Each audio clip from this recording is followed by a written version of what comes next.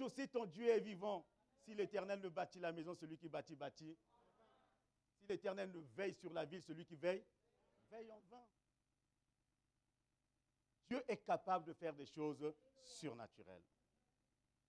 Nous ne devons pas vivre sous pression des gens. Et cela m'amène à parler de cet homme où la Bible dit, c'est un homme qui est parti s'asseoir près d'une source d'eau vive. C'était un arbre qui était tout petit, mais qui a grandi autour d'une source, qui a grandi à côté.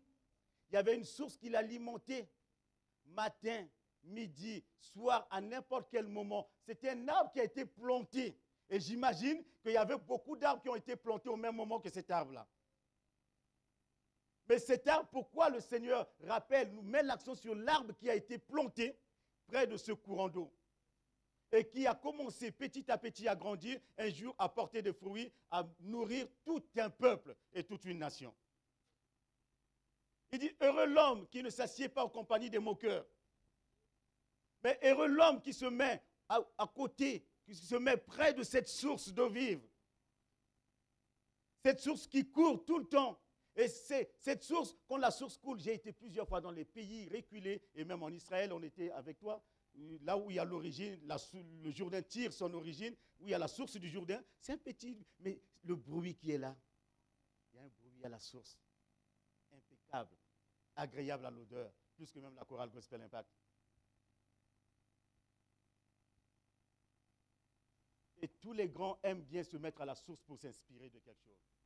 Demande à ta voisine, qui est ta source?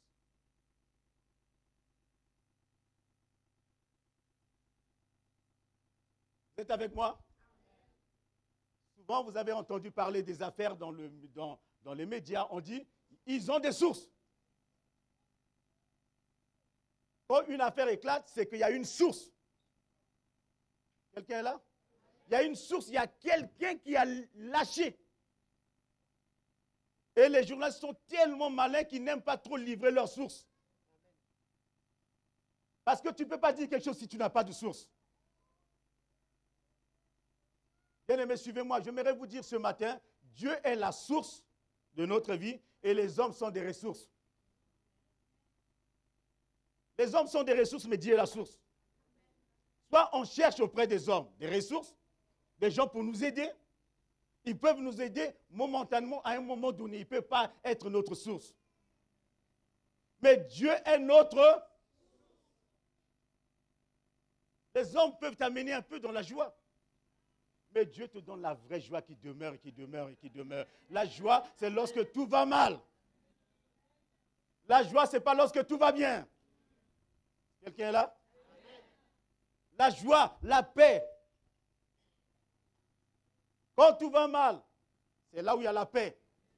Quand tout va mal, c'est là où il y a la foi. Jésus n'a pas dit « ayez la foi quand il fait beau ». Il dit « quand tu seras face à une montagne ». C'est quelqu'un là. Lisez bien, vous allez voir, il dit « face à une montagne ». C'est là où tu dois exercer la foi. Et face à une montagne, ne dis pas « Seigneur, déplace la montagne ». Seigneur, fais quelque chose. Il dit « toi, parle à la montagne ». Il dit « tu diras à cette montagne ». Ôte-toi de là. C'est là où tu exerces ta foi. La foi ne s'exerce pas quand tout va bien, quand il y a de quoi manger, quand il y a un bon salaire, quand tout se passe très bien, quand dans la maison, le mari sourit, la femme sourit, tout le monde est heureux, tout le monde est content. Quand on va au restaurant ensemble, ça, on a la foi. Béni soit le Seigneur pour cette foi. Mais la foi, c'est lorsque le mari ne veut pas, la femme ne veut pas, les enfants, tout va de travers. Lorsque ça ne marche pas, le Seigneur nous dit, Seigneur, qu'est-ce qui se passe? Il dit, où est ta foi? Quelqu'un là? Amen. Mais Seigneur, comment je fais? Dis, prie avec foi. Mais Seigneur, la foi, c'est quoi? Le problème est là, il dit, c'est une montagne. Déplace la montagne. Seigneur, viens déplacer la montagne. Il dit, je ne le ferai pas pour toi. Toi, tu dois parler toi-même.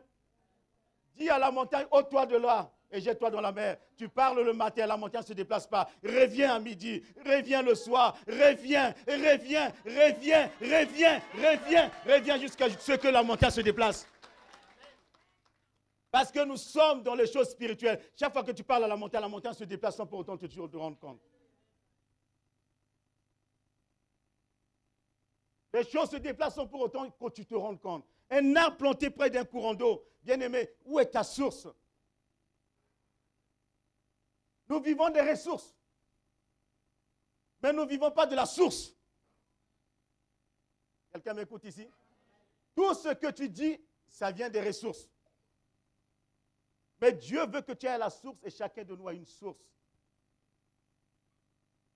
Transformer la Bible à la parole de Dieu.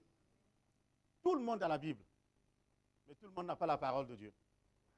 Quelqu'un m'écoute ici? Tout le monde a la Bible, même les païens ont la Bible. Mais nous devons vivre non pas avec la Bible, mais de la parole de Dieu. Qu'est-ce que Dieu dit? La source, c'est la parole. Puise matin, midi, tous les jours, puise à la source. C'est la source de ta vie. Écoute cette parole, médite cette parole, aime cette parole, pioche dans cette parole, fouille dans cette parole, découvre des choses dans cette parole. Il y a même des poissons aujourd'hui qu'on n'a pas encore découverts dans l'océan. Mais il y a des versets dans la Bible que tu n'as pas encore lus. Quelqu'un est là? Mais qui parlent de ta bénédiction, qui parlent de ta vie. Il y a beaucoup de bénédictions, il n'y a pas que Jean 3,16. Il n'y a pas que le psaume premier. Il y a des choses ici qu'on n'a jamais vues et découvert, des révélations. Il y a des découvertes. Des choses invraisemblables qu'on n'a pas encore vues. Mais on les garde, on les conserve. C'est un portefeuille que personne ne veut ouvrir. Quelqu'un m'écoute ici? C'est ton portefeuille rempli de billets, mais tu es en train de dire, je n'ai pas d'argent. Oh, tu commences à envier, je n'ai pas d'argent. Si j'avais un papa riche, mais ton Dieu est riche, ton Dieu est grand, ton Dieu est puissant, ton Dieu est redoutable, ton Dieu est excellent. Mais il dit, je ne ferai pas si tu ne médites pas la parole. Car je veille sur ma parole pour l'accomplir. Il y a la richesse ici. Il y a la vie ici. Il y a la révélation ici. Si tout ce que nous faisons tire sa source de ça, nous sommes bénis. Quelqu'un a une Bible ici? Combien de fois tu la lis? On n'arrive pas à lire la Bible.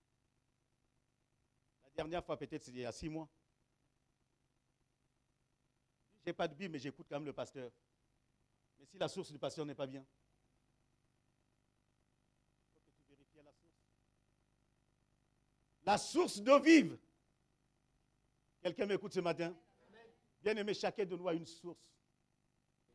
Vous connaissez l'histoire de la femme samaritaine? La Bible déclare tous les matins et tous les jours, toutes les femmes allaient à la source. Là, on n'est pas en France. Nous sommes au Moyen-Orient. Il y a de cela 2000 ans.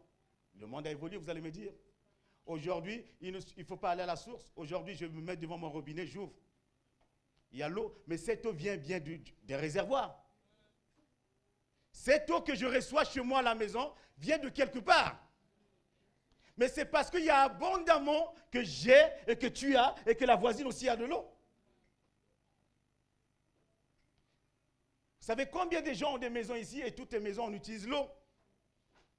Mais parce qu'il y en a suffisamment. L'eau, c'est la vie. Est-ce que tu es planté près d'un courant d'eau ou tu es planté dans un lieu aride? Est-ce que tu reçois la vie de l'Esprit? Est-ce que tu reçois l'eau de Dieu? Est-ce que tu reçois la rosée du ciel? Est-ce que tu reçois la parole de Dieu qui t'arrose? Qui arrose la semence qui est dans ton cœur? Et Paul pouvait dire, j'ai planté, Apollos a arrosé et Dieu fait croître. Il faut que la semence soit arrosée. Il faut que je sois dans un environnement, non pas un environnement anti-Dieu, mais que je sois dans un environnement de Dieu où les paroles que les gens disent m'arrosent. Quelqu'un m'écoute ici? Notre détresse, notre frustration, Benjamin, dans peu de temps.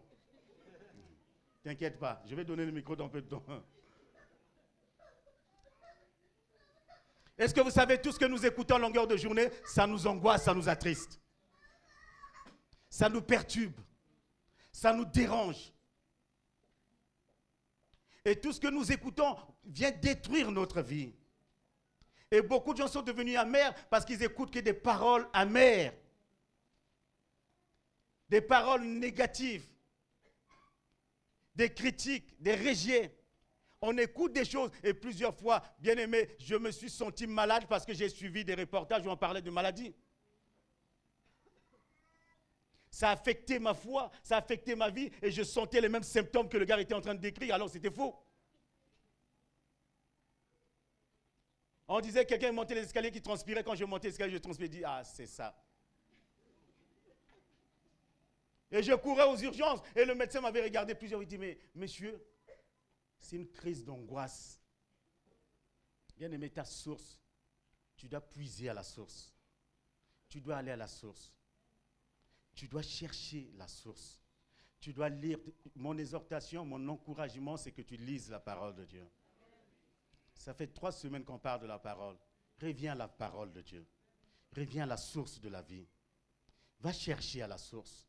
Une femme était en train de chercher l'eau n'importe comment. Jésus s'est présenté à cette femme et dit, donne-moi à boire. Donne-moi à boire. Et cette femme a bien réagi. Elle dit, ah, mais c'est vrai, ce que tu me demandes. Moi-même, j'en ai pas. Qu'est-ce que tu veux? Comment je peux te donner à boire? Il dit, je viens tout le temps ici puiser. Et en plus, je te vois, tu n'as rien pour puiser cette eau. Et le puits est profond. Le puits est profond. Regarde la Bible. La Bible, c'est un puits. Il faut descendre. Il ne faut pas rester à la surface, bien-aimé. Il ne faut pas rester à la surface et interpréter les versets. Descendez. Descendez. Le trésor se trouve pas à la surface, le diamant. Je viens d'un pays où on parle tout le temps du diamant. On dit qu'il y a beaucoup de diamants dans ce pays, mais je n'ai jamais vu. Et moi, je pensais que c'était à la surface qu'on pouvait trouver. Il y a des gens qui viennent des pays où il y a le pétrole, mais ça ne coule pas, comme l'eau du pluie. Il faut creuser, il faut descendre dans la parole de Dieu. Ne restons pas à la surface des Écritures, mais descendons dans les Écritures. Et la meilleure façon, c'est de s'asseoir et de prendre un temps, ne fût-ce que 15 minutes. Chaque jour, bien-aimé, descendez de 5 minutes.